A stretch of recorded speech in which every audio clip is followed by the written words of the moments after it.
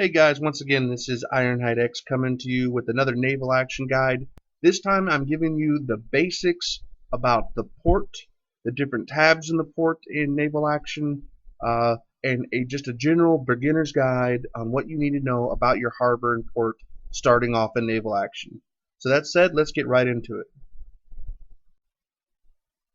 Alright, so here we are. I'm at Port Royal, and we're going to cover some of the basic things that you're going to want to know starting out to do with your port. I know the UI looks really basic and doesn't look like much, but it's pretty efficient, really. So right off the bat, when you start, you're going to have a basic cutter, which is one of these little ships, which I know a lot of people want to get out of them as quickly as possible, but the basic cutter is actually pretty good. It's got 6 cannons on each side. It's got decent armor. It's maneuverable. I would stay in a basic cutter up until you can get a brig. But anyways, back to the actual port. So one of the first things you're going to want to know is about the different ships, what kind of guns they can mount, and what all the stats mean. So let's look at the overview real quick of this that I have pulled up here. So basic cutter, it says durability 5. What that means is this ship, when you go out in combat, it can be sunk a total of 5 times before you lose it forever. So you can, if it goes out and gets sunk and you still got durability on it, it's fine. You're not going to lose your ship until you get down to 1 durability. And then if your ship gets sunk at that point, you do lose it and everything on it forever. Next up is class. The different ships in the game are listed by class 7 through class 1. So the lower the number, obviously, the bigger and more powerful the ship. Decks, what that means obviously is how many decks it has, how many gun decks specifically. Now, one of the things with the basic cutter, when you look under decks, it says 1 and then it says limits 8-10. Now what that means is it can mount 8th through 10th class cannons on its gun deck. Not carronade, but cannon. It's very important. So obviously you're going to want to use 8th class cannons on this thing. And I'll go over how to do that here in just a second. Cannons per side is very self-evident. You know, it's 6 per side. Under hold, that's how many different little things you can put in the hold, which is not as important as max weight. Max weight is, so like the basic cutter, for instance, has a max weight of 60. If I were to buy iron ore, for instance, here at Port Royal, they weigh one each, so I could hold a total of 60 of them in my basic cutter. So if you're trying to move around cargo, that's what max weight means. Crew, that means the maximum crew of this ship before mods is 40. Permanent slots is how many permanent slots were built into that you could put into this ship that are permanently always with the ship. They're little upgrade things. And upgrade slots are just the regular upgrade slots that you can swap in and out. Okay. Built-in upgrades, performance upgrades, and install upgrades, that all has to do with crafting. What your ship is built out of makes a difference on how fast it is, how well it's armored, you know, whether it's teak, fir, live oak, etc. And that's for a crafting guide. That's something I'll do at a later time. So we know that this basic cutter can hold class 8 through 10 cannons on its thing. How do we actually put them on? Well, you click on equipment, and then once you click on equipment under weapons, you actually have 2 numbers now. You have 8 through 10, and that means, again, class 8 through 10 cannon. And then over here you see an 8 and an 8. And what that means is it can carry class 8 carronade. Now carronades, generally they're bigger rounds. Like, so here's an 8th class carronade. It's a 12-pounder. So it weighs, the actual ball it shoots weighs twice as much, but you do have far reduced range. The medium cannons reload the quickest, and then you also have long cannons, which are class 8 as well, 6-pounders. Now long cannons, they're of course the longest range cannons. They shoot farther than the mediums. but they have a longer reload, but they have higher penetration. So it's a trade-off. Um, Most people I know like medium cannons and carronade. Not too many I know of use long cannon at the moment.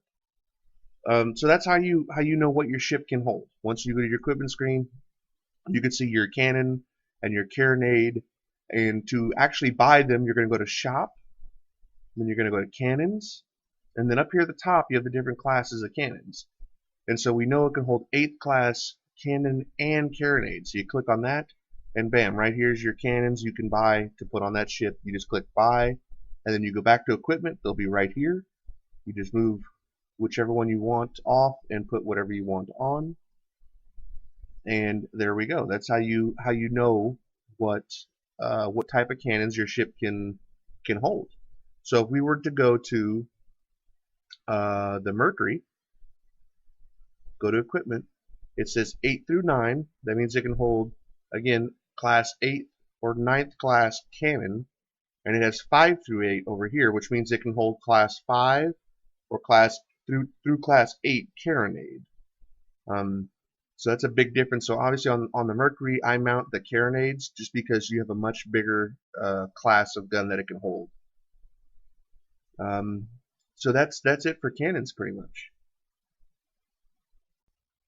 All right, so another thing with the port is the shop. The shop is really closely related to crafting. That's what I mainly use it for. So if you're going to want to craft ships, which most people are going to want to craft ships, in my case, I'm only crafting level 5 because I'm working with a buddy of mine who is the main crafter, and so he crafts most of the ships. I provide lots of the cost and the parts so that we can get his crafting level really high. And the only reason I'm actually level 5 is because I craft a lot of the components because they take a lot of hours, like small carriages and whatnot. So one of the tips for crafting and shop guys is, let's say you want to craft small carriages, you can actually just click right here on this, and that'll open up what you need to craft a small carriage. So I already have oak logs, so I need 3 iron fittings. So you can actually click on iron fittings, and it sees you need 6 iron ingots, and then you just make however many you need through here at the bottom, and make sure you have the required materials. So to make iron ingots, then I need iron ore and coal. And so you'll just produce however many of these you need, and then you can hit the back button here to make sure you have enough and hit back again, and then go on to the next ingredient.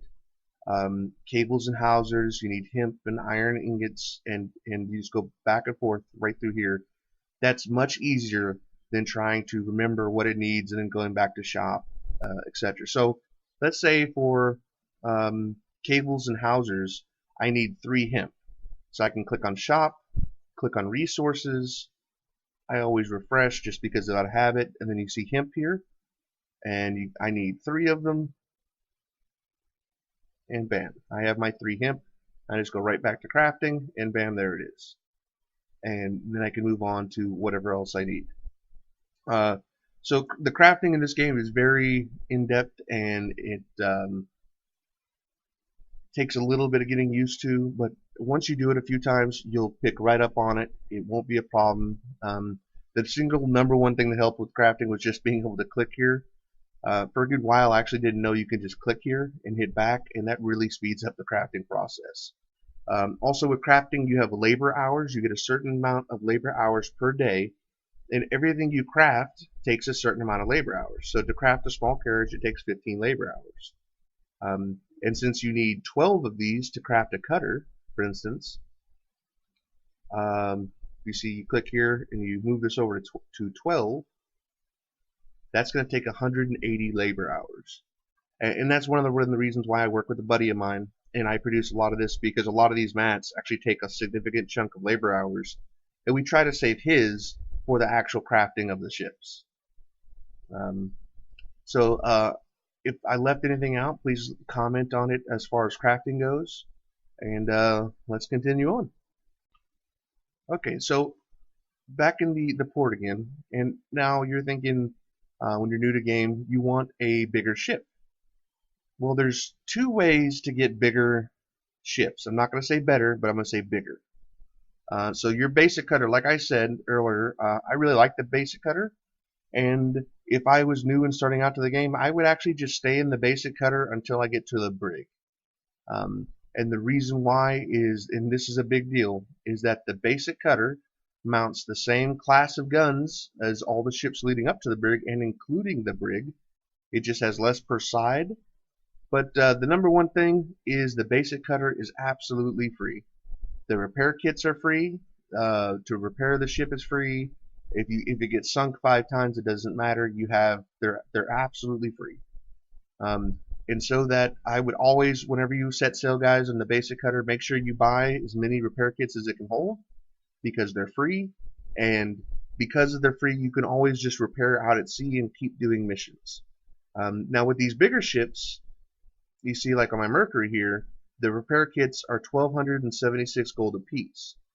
And oftentimes it could take 4 or 5 repair kits to get a ship back up to 100% from a big battle. So oftentimes I will actually go back to port and I will repair in port because it's much cheaper than spending the 6,000 or 7,000 gold on repair kits. So anyway, back to how to get bigger ships. There's 2 ways. You can go to the shop ships, and click on whichever rate ship you want, and you can buy it through here. Now, the most important thing, guys, with ships is that how big your crew can be is based on your level.